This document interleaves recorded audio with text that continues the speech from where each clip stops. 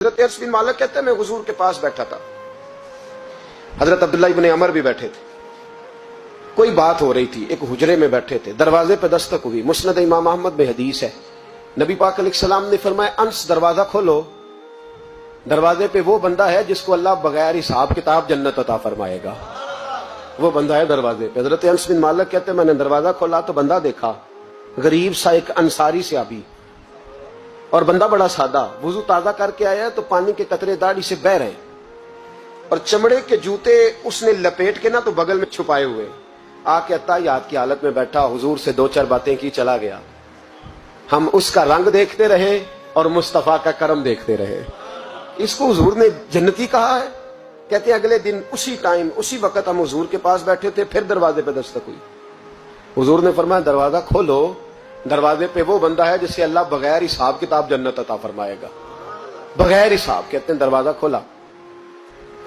اور جیسے ہی میری نظر پڑی بندہ بھی وہی ہے جو کل آیا تھا، اور انداز بھی وہی ہے جو کل تھا، اسی طرح پانی کے قطرے، اسی طرح جوتے بغل میں، السلام علیکم، کل حضور فلاں بات کی تفصیل پوچھنی مجھ سے رہ گئی تھی، غلطی ہوگی، دوبارہ آیا ہو۔ اس نے اپنی گفتگو کی، چند جملوں میں بات سمیٹی، چلا گیا۔ فرماتے ہیں اتفاق کی بات کے دن تیسرا، بندے بھی ہم دونوں، میں اور عبداللہ ابن عمر، حضرت انس بن مالک کہتے ہیں دونوں بیٹھے تھے، سیم ٹائم سیم ڈے، پھر دستک ہوئی، حضور نے فرمایا دروازہ کھولو، اور مسکرا کے فرمایا دروازے پہ وہ بندہ ہے جسے اللہ بغیر حساب کتاب جنت عطا فرمائے گا۔ کہتے ہیں کھل اٹھے ہمارے چہرے، باہر گئے، دستک ہوئی تھی، دروازہ کھولا۔ فرماتے ہیں مجھے یقین تھا وہی ہوگا جو 2 دن پہلے آیا تھا، اور میرے یقین کے مطابق ہی کام ہوا، وہی بندہ تھا جو کل بھی تھا، جو پرسوں بھی تھا، حالت اور کیفیت اور انداز بھی وہی تھا، پانی کے قطرے بہ رہے ہیں، اور اس شخص نے جوتے بغل میں دبائے ہوئے خدمت میں حاضر ہوا، بیٹھ گیا، بات چیت کی، چلا گیا۔ حضرت انس بن مالک کہتے ہیں تھوڑی دیر ہوئی تو حضور بھی تشریف لے گئے۔ حضرت عبداللہ ابن عمر مجھے کہنے لگے یار ویسے کتنے اس کے نصیب ہیں، کتنے نصیب ہیں، کوئی آیا لے کے چلا گیا، کوئی آیا لے کے چلا گیا، کوئی عمر بھر بھی نہ پا سکا، میرے مولا تجھ سے گلا نہیں، یہ تو اپنا اپنا نصیب ہے، یہ تو اپنا اپنا، اور نہ کسی کے حال پہ طنز کر، نہ کسی کے غم کا مذاق اڑا، وہ جسے چاہے جیسے نواز دے، یہ مزاج لطف رسول ہے صلی اللہ تعالی علیہ وسلم۔ کہتے ہیں ہم لوگ گفتگو کرنے لگے، عبداللہ ابن عمر مجھ سے کہنے لگے یار ویسے پتہ کرنا چاہیے یہ کون سا عمل کرتا ہے، پتہ کرنا، جیسے ہم نہیں پتہ کرتے کہ یہ بندہ بڑا چمک گیا، پتہ کرو کون سا کاروبار کرتا ہے، ذرا اس کی جاسوسی تو کرو۔ اور بندے بھی بڑے سمجھدار ہیں، وہ سائیڈ بزنس نہیں بتاتے، وہ کہتے ہیں وہ جو میرا علیحدہ ہے وہ نہیں بتانا، کہیں یہ نہ شروع کر لے۔ حالانکہ انسان کے پاس جو خوبی، جو اللہ نے اسے دولت دینی ہوتی ہے، وہ اپنا اپنا نصیب ہوتا ہے، وہ گھر میں بیٹھے بھی اللہ عطا کر دیتا ہے۔ وہ کہتے ہیں کہ پتہ کرو کیا عمل کرتا ہے، تو حضرت عبداللہ ابن عمر کہتے ہیں میں اس کے پیچھے ہو گیا، اس سے سلام لی، تو میں نے کہا مجھے 2-3 دن کے لیے مہمان بنا لو گے، مان نہ مان میں تیرا مہمان، 2-3 دن کے لیے مہمان بنا لو گے؟ تو کہتے ہیں مجھ سے کہنے لگا کوئی گھر میں جھگڑا ہو گیا،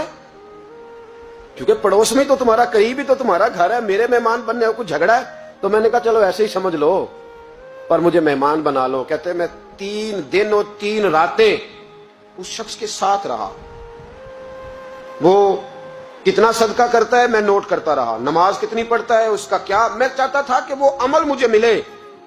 جس کی برکت سے مصطفیٰ نے اسے 3 مرتبہ جنتی فرمایا ہے، تاکہ وہ کیفیات مجھے بھی ملیں۔ حضرت عبداللہ ابن عمر کہتے ہیں کہ میں نے کوئی خاص چیز نہیں دیکھی، وہ عشاء پڑھتا تو فجر تک بستر پہ کروٹیں لیتا، اور میں الحمدللہ اٹھ کے تہجد بھی پڑھتا، نوافل بھی پڑھتا۔ کہتے ہیں وہ 1 سپارہ پڑھتا، میں 3 پڑھتا۔ فرماتے اس نے 3 دنوں میں کھجور بھی صدقہ نہیں دیے کہ کھجور بھی، اور میں نے بڑے بڑے غریبوں کی مدد کی۔ میں کہنے لگا کہ عمل تو میرا زیادہ ہے اس سے، پھر خوبی کیا ہے؟ خاص توجہ کرنا، اسلام اور دین کا جو فکری اساس ہمیں صحابہ نے دی۔ حضرت عبداللہ ابن عمر کہتے ہیں میں نے تیسرے دن اسے کہا بھائی اللہ تیرا بھلا کرے، تو نے بڑی خدمت کی، میں نے جانا ہے میرا کوئی جھگڑا نہیں ہوا تھا، میں تو بس تیرا عمل دیکھنے آیا تھا کہ تو عمل کیا کرتا ہے۔ تو وہ صحابی کہتے ہیں مجھے کہنے لگے یار تو میرا عمل دیکھنے آیا تھا، مجھے بتا تو صحیح کیا نے، اور کیوں دیکھنے آیا میرا عمل، تجھے کیا ضرورت پڑی میری جاسوسی کی؟ تو کہتے ہیں مجھ سے جب اس نے سوال کیا تو میں نے اس کو کہا بھائی تو 3 دن آیا ہے نا، ہم بیٹھے ہوئے تھے؟ کہا ہاں میں آتا رہا ہوں۔ کہا 3 دن نبی پاک نے فرمایا اللہ تجھے بغیر حساب کتاب جنت عطا فرمائے گا۔ تو میں چاہتا تھا کہ میں ذرا جاسوسی کروں، ذرا دیکھوں، کھوج لگاؤں، کون سا ایسا عمل ہے, آپ بھی ذرا دھیان دیجئے گا, کون سا ایسا عمل ہے, حالانکہ تو شام پڑھتا ہے اور اٹھ کے فجر پڑھتا ہے, میں تہجد بھی پڑھتا ہوں, تیرا سپارہ ایک ہے میرے 3 ہے, کون سا ایسا عمل ہے جس کے سبب تجھے جنت ملے گی؟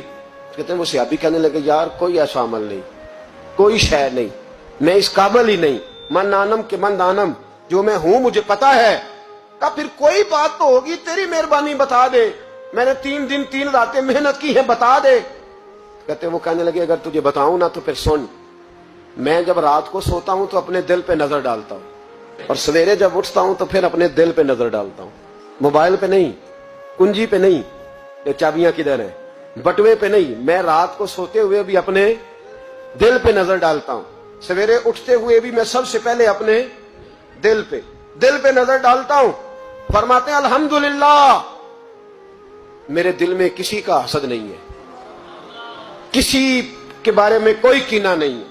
کوئی کسی کے بارے میں میل نہیں, میں اللہ کے ہر بندے کے بارے میں سوچ, نظریہ, فکر اچھی رکھتا ہوں.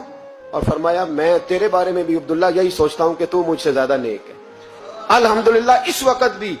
میرا ذہن یہ ہے کہ انس بن مالک مجھ سے زیادہ پرہیزگار ہے. اس وقت بھی میری سوچ یہ ہے کہ محبوب کے سب صحابہ میں سب سے کمزور میں ہی ہوں. نبی عبداللہ ابن عمر کہتے ہیں میں نے اس کا ہاتھ چوما, میں نے کہا سمجھ آ گئی ہے, تیرا نظریہ, تیری سوچ پکی اور سچی مسلمان ہے, تو دل اور روح کا مسلمان ہے, تو نظر اور روح کا مسلمان ہے. یہ سبب ہے کہ اللہ کے رسول نے زمین پر چلتے ہوئے بھی تجھے 3 دفعہ جنت کی بشارت عطا فرما دی.